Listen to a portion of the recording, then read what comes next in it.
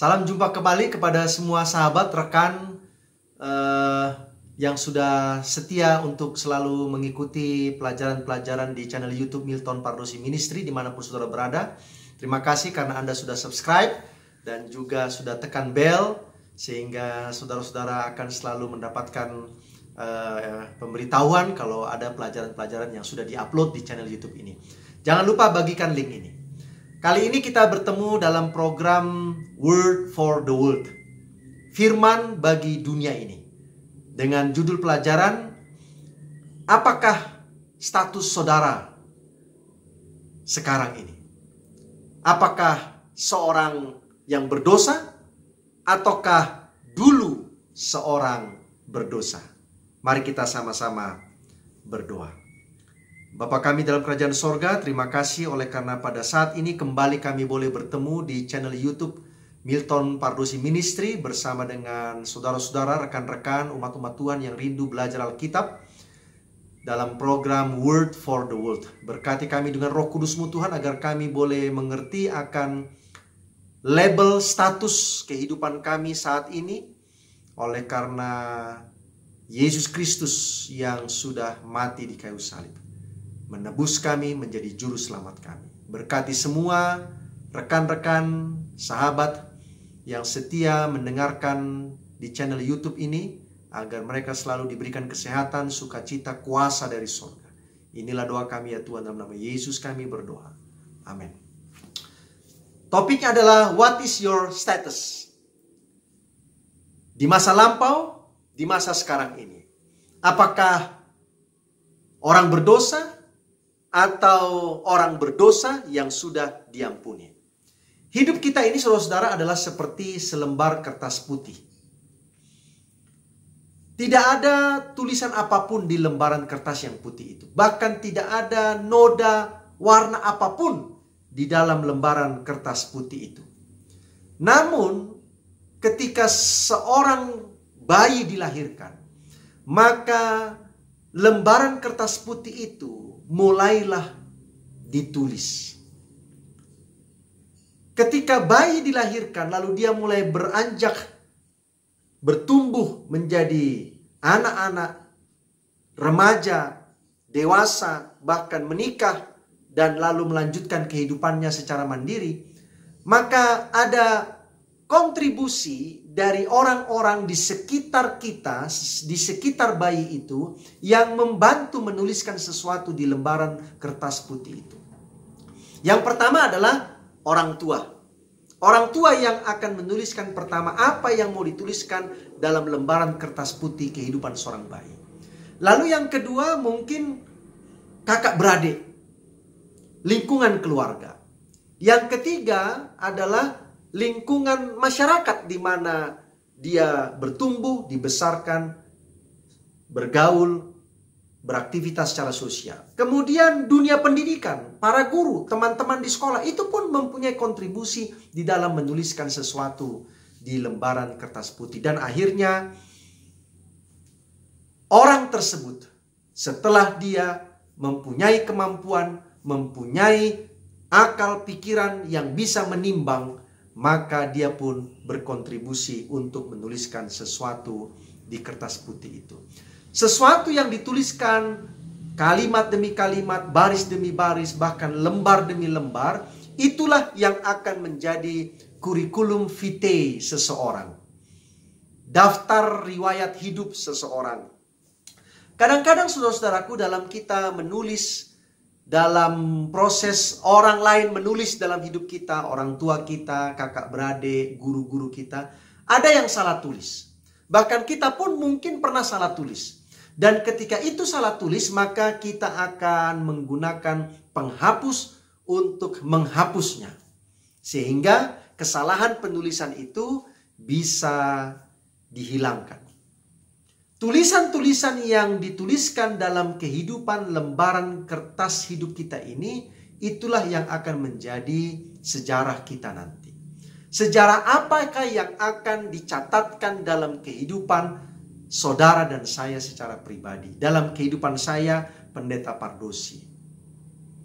Apakah sejarah yang baik ataukah sejarah yang tidak baik? Mari kita bayangkan, saya sedang memegang satu kertas putih.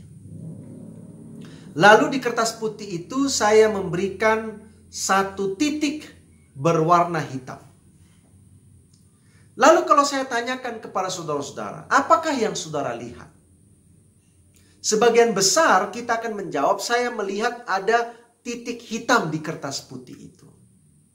Tetapi faktanya sebenarnya saudara, lebih banyak titik-titik yang lain di kertas putih itu daripada hanya satu titik hitam. Titik apa itu Pak Pendeta? Itulah titik-titik putih. Sebenarnya kertas putih itu adalah kumpulan titik-titik putih yang begitu banyak, begitu padat, begitu rapat, bahkan mungkin bertindih satu dengan yang lain, sehingga akhirnya membentuk selembar kertas putih. Tetapi manusia itu punya kecenderungan untuk melihat yang berbeda. Manusia itu punya kecenderungan untuk melihat yang tidak baik. Manusia itu mempunyai kecenderungan untuk melihat yang salah. Sehingga begitu banyaknya titik-titik putih di selembar kertas, tetapi fokus kita hanya kepada satu titik saja, yaitu titik yang warna hitam. Saat ini kita akan belajar dari satu pengalaman dalam Alkitab, seorang wanita yang dicatatkan dalam buku Injil, di mana wanita ini melakukan satu tindakan yang luar biasa, yaitu meminyaki tubuh Yesus, menuangkan minyak yang begitu mahal, minyak narwastu dalam catatan Alkitab, di kepala dan juga di kaki Yesus Kristus.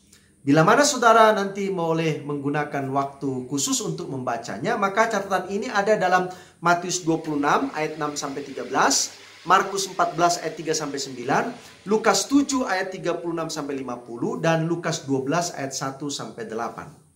Saya ada mencatatkan beberapa poin penting dalam catatan 4 Injil ini. Yang pertama adalah peristiwa ini dicatat di rumah Simon si kusta di Betania. Siapakah Simon ini? Menurut catatan Lukas, dia adalah seorang Farisi. Lalu peristiwa ini sendiri, menurut catatan Yohanes dalam Yohanes 12, terjadi 6 hari sebelum Paskah. Dan Lazarus, orang yang dibangkitkan Yesus dari kematian, juga hadir di sana, serta Marta, saudara dari Lazarus, juga hadir bahkan terlibat dalam melayani Yesus Kristus. Dalam peristiwa itu, ada seorang perempuan yang meminyaki tubuh Yesus, kepala dan juga kaki Yesus. Hanya buku Yohanes yang mencatat bahwa perempuan itu bernama Maria. Dan minyak yang dia gunakan itu sangat mahal. Yohanes mencatat 300 dinar harganya. Catatan yang lain adalah Matius, Markus, Yohanes mencatat ada murid-murid, seorang murid yang begitu gusar melihat tindakan wanita ini menghambur-hamburkan uang yang begitu banyak hanya untuk membeli satu botol minyak narwastu yang mahal dan membuangnya begitu saja ke tubuh Yesus sebagai lambang mengurapi tubuh Yesus. Lalu hanya buku Matius yang mencatat bahwa Yesus menyatakan perbuatan wanita ini, perbuatan dari Maria ini akan dibawa kemana saja, sementara Injil ini diberitakan kepada semua orang. Siapakah nama wanita ini? Tadi dicatat dalam buku Yohanes pasal yang ke-12 ayat 1-8, namanya adalah Maria. Maria Magdalena. Menurut catatan Lukas 8 ayat yang kedua dan juga Markus 16 ayat yang ke-9, dicatatkan di sana, mari kita baca Alkitab kita dalam Lukas 8 ayat yang kedua. Ya, Lukas 8 ayat yang kedua.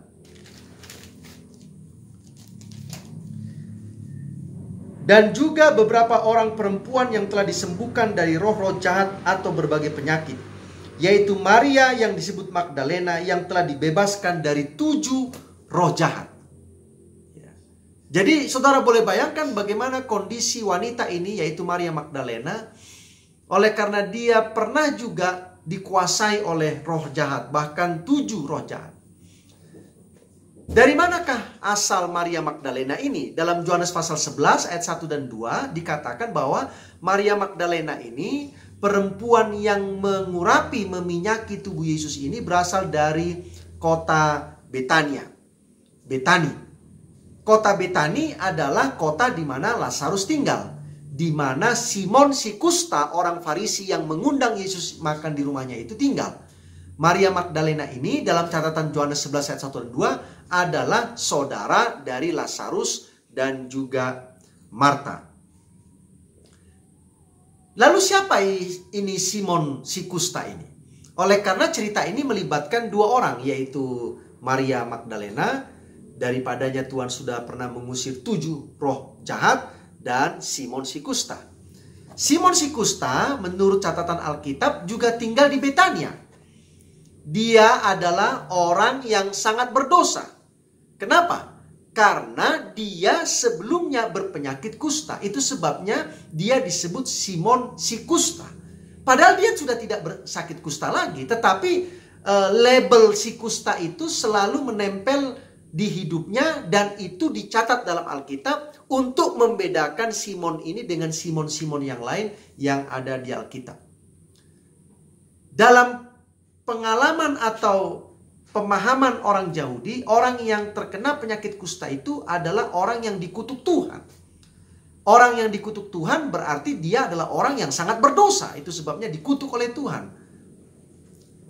Kemudian dicatat dalam catatan bahwa Yesuslah yang menyembuhkan Simon si kusta ini.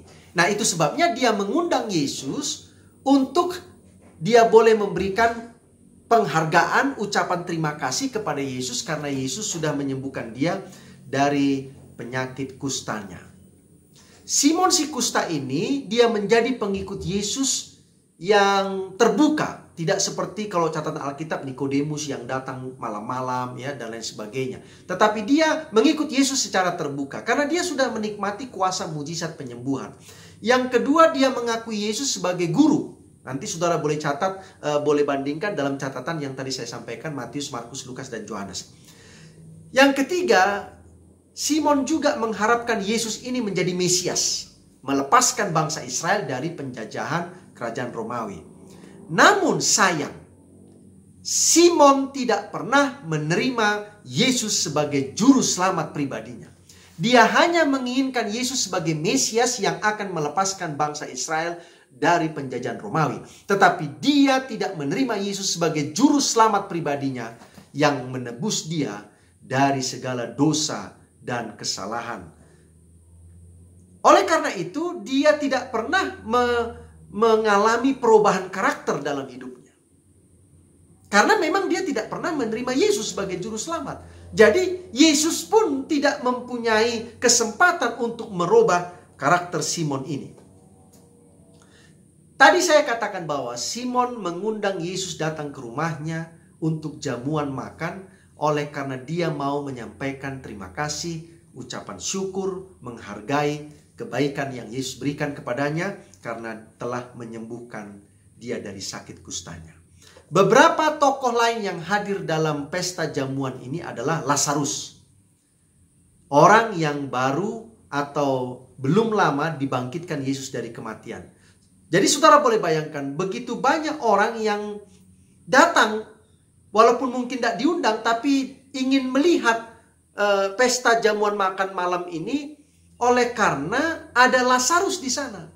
Bayangkanlah, ada seorang yang baru dibangkitkan dari kematian, lalu orang ini sekarang ada di antara orang banyak. Pasti orang berbondong-bondong ingin melihat. Catatan yang lain dikatakan dalam buku Yohanes adalah Marta, saudari Lazarus itu sibuk melayani dalam pesta jamuan itu. Sementara Maria, saudari mereka, justru duduk di bawah kaki Yesus mendengarkan Yesus berbicara. Maria mempunyai hubungan yang khusus dengan Yesus dalam arti kata dia sangat-sangat menghargai Yesus sebagai Tuhan, sebagai Mesias dan sebagai juru selamat. Mengapa? Oleh karena Yesus sudah menolong dia lepas dari kuasa roh-roh jahat. Yang kedua, dia sangat menghargai Yesus oleh karena Yesus sudah membangkitkan saudaranya Lazarus dari kematian. Jadi dia sudah menikmati luar biasa kebaikan, kuasa, mujizat dari Yesus baik dalam dirinya sendiri maupun di dalam keluarganya. Simon si kusta, dia sudah menikmati kuasa dan kebaikan Yesus di dalam dirinya sendiri. Lalu bagaimanakah cerita ini disampaikan dalam buku Injil antara Simon si kusta dengan Maria Magdalena, lalu Yesus sebagai pusat? Maria Magdalena sudah mendengar Yesus berbicara tentang kematiannya yang sudah dekat. Maria Magdalena adalah seorang wanita yang senang mendengarkan pekabaran-pekabaran firman yang Yesus sampaikan.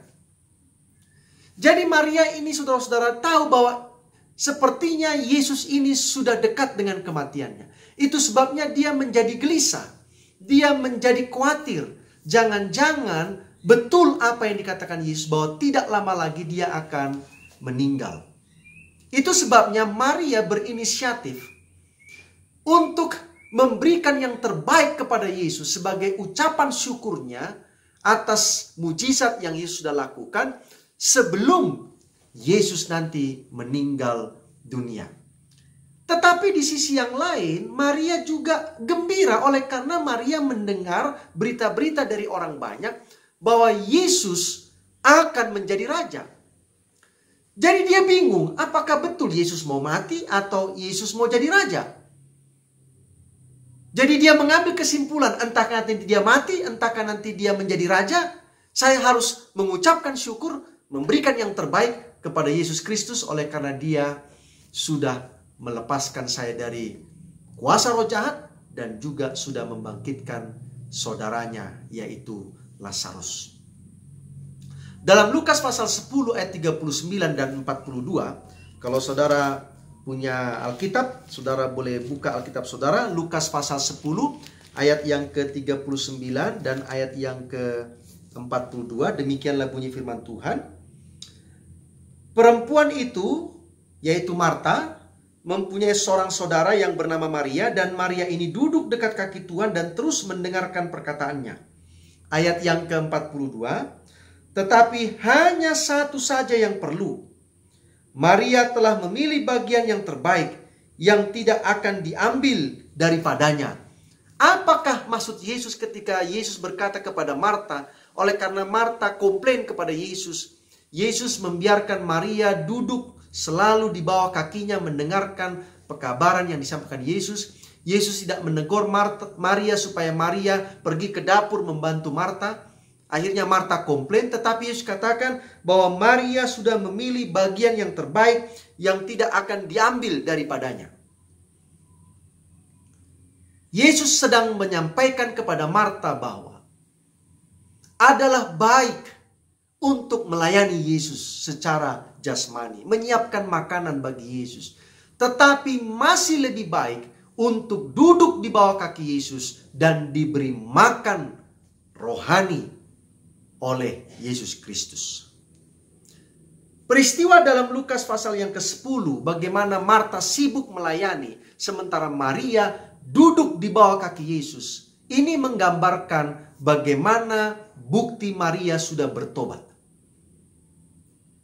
1. Maria suka mendengarkan Yesus menyampaikan firman Tuhan.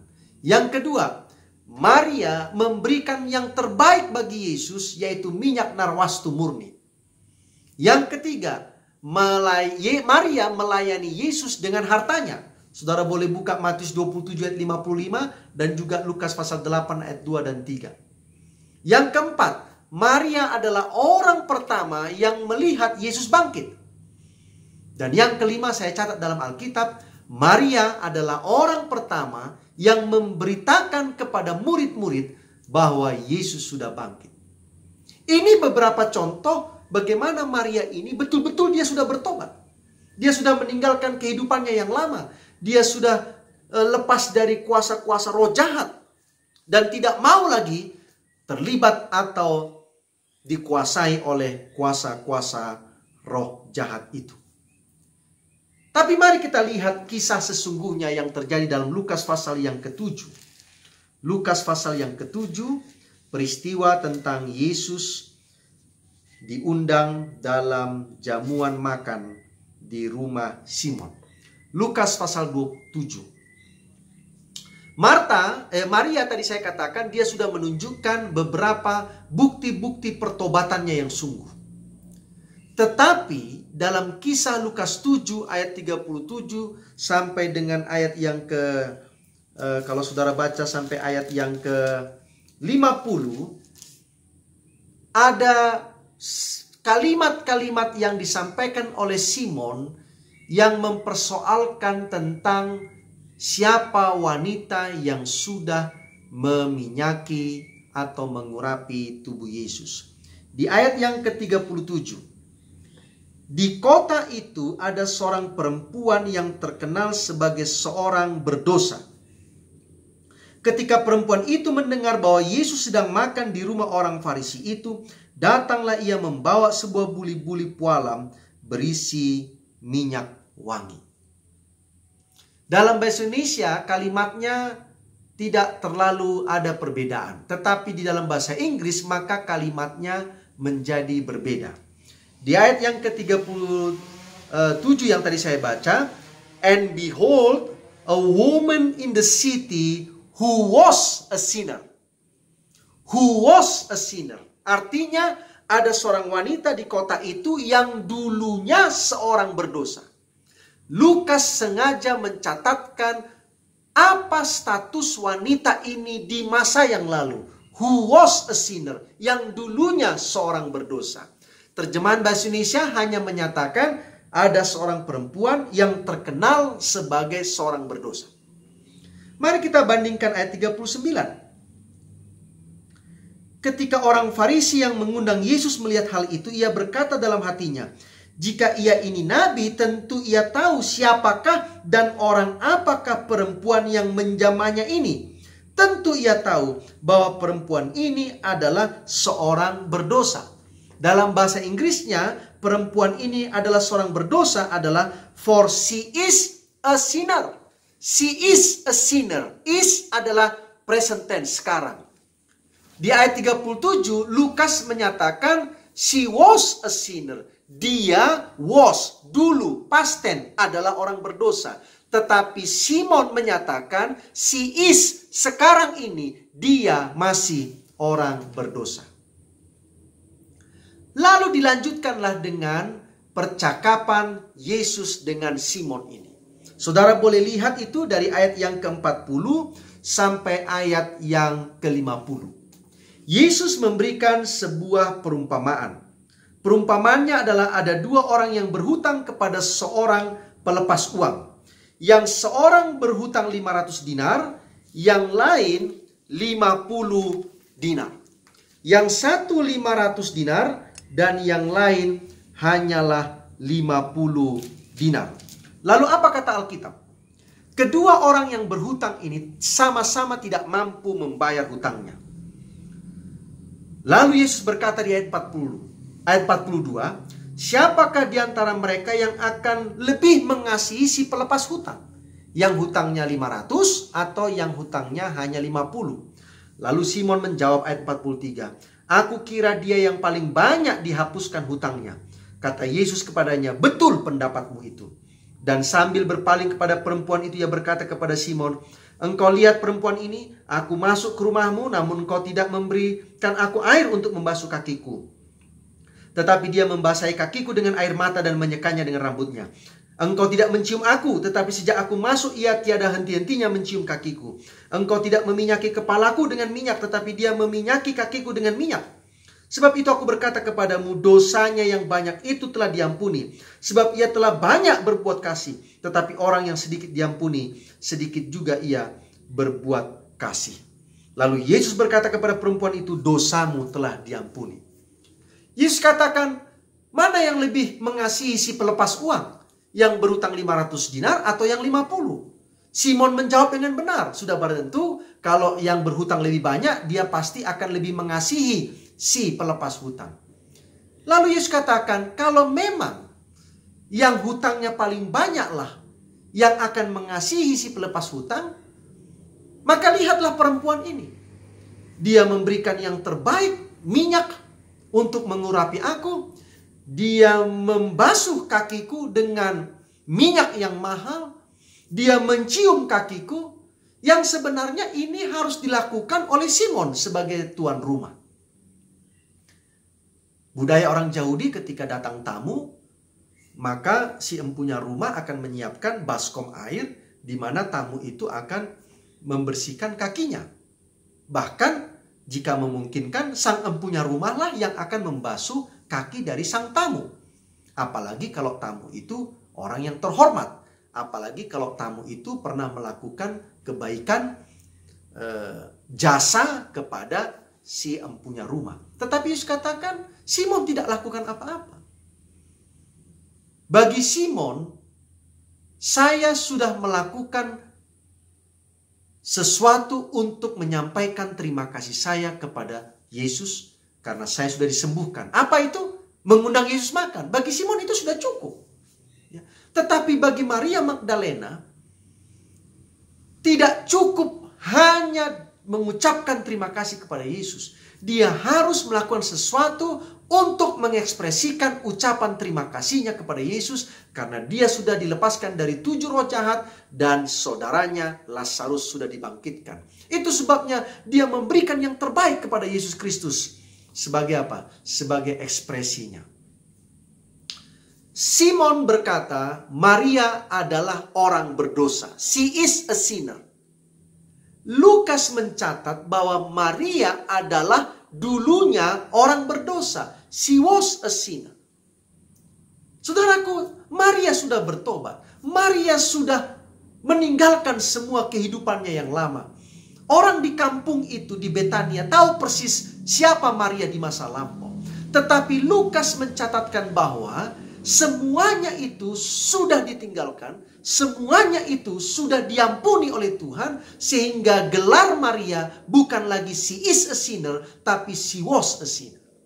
Tetapi bagi Simon, Maria tetap orang berdosa. She is a sinner. Saudara-saudara, terkadang kita mempunyai sikap yang sama seperti Simon ketika kita melihat orang lain yang masa lalunya mungkin banyak melakukan dosa. Kita juga orang berdosa, tapi mungkin kita melihat orang lain lebih banyak dosanya.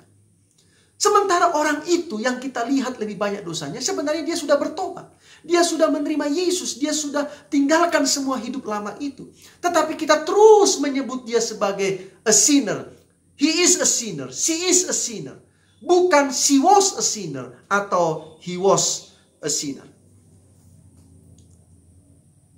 Kesimpulan yang saya boleh sampaikan kepada kita saat ini adalah yang dianggap berdosa itu yang justru mau berkorban. Sementara dia yang menganggap dirinya lebih benar daripada yang lain, justru dia tidak mau berkorban. Kalaupun dia mau berkorban kepada Yesus, itu hanya sekedar saja. Yang penting saya tidak mau hutang budi kepada Yesus. Saya sudah undang Yesus makan. Selesai. Hutang piutang saya. Enggak. Justru yang disebut sebagai orang berdosa itulah yang melakukan pengorbanan lebih banyak kepada Yesus Kristus. Yang dianggap berdosa itulah yang justru mau melayani Yesus. Mau mencium kaki Yesus.